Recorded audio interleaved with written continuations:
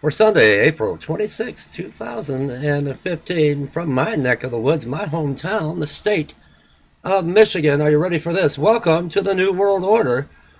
Welcome to Operation Jade Helm. Michigan police bulk up with military surplus, armored trucks, and grenade launchers. What do they need grenade launchers for, unless it's to aid in the rounding up of American citizens, maybe? Michigan.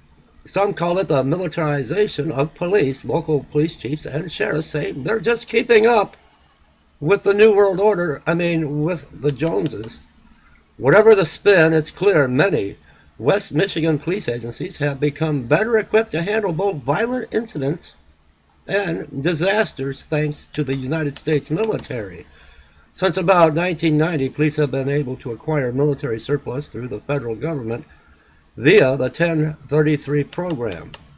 But it wasn't until late 2014 that the Pentagon began releasing detailed information about the surplus items going to police agencies across the nation. Well, we haven't seen these armored vehicles and grenade launchers prior to 2014, not in the mass amounts as we see now.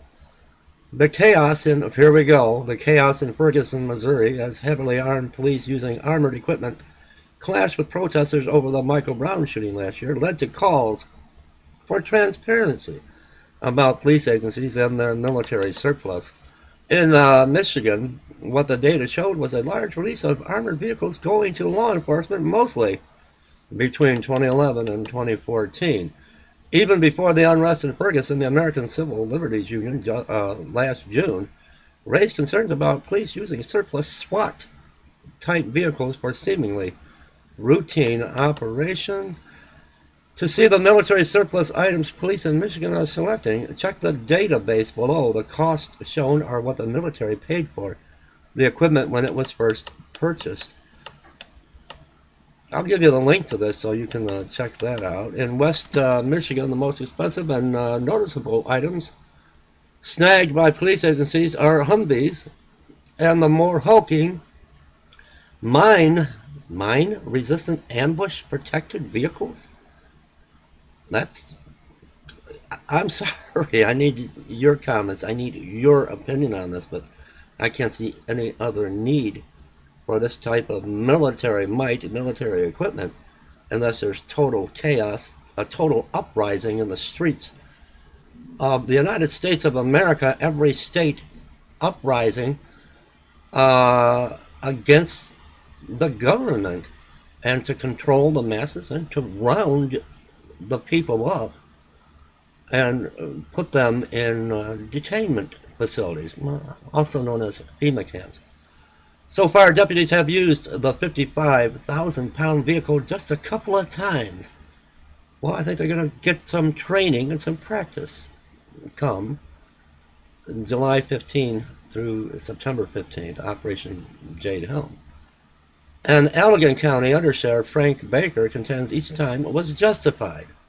The MRAP's sole purpose is to protect officers, and because it is stripped of all weaponry, not to provide firepower.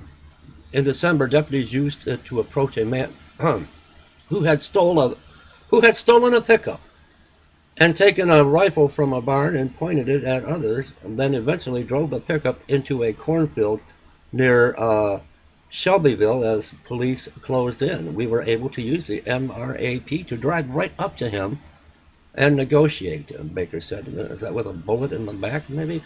The situation ended peacefully, and no one was hurt this time. The MRAP is one of two armored vehicles that's been added to the department's lineup through the 1033 program. The other is a Humvee, also acquired in 2013. I want to hear more about these grenade launchers. The Humvee was used when a suicidal man held up in some woods apparently shot at police. Deputies had no way to contact him and used the Humvee to drive close to him.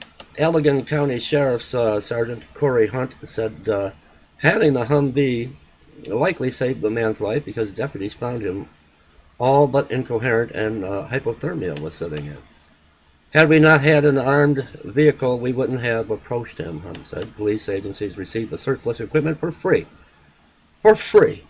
No, it's not free. It's your taxpayer dollars, less any shipping costs or maintenance required to restore the items to functionality. Baker reasons that military surplus items are already bought and paid for. There we go, by you, the viewer and subscriber to this channel, or just tuning in, the taxpayer.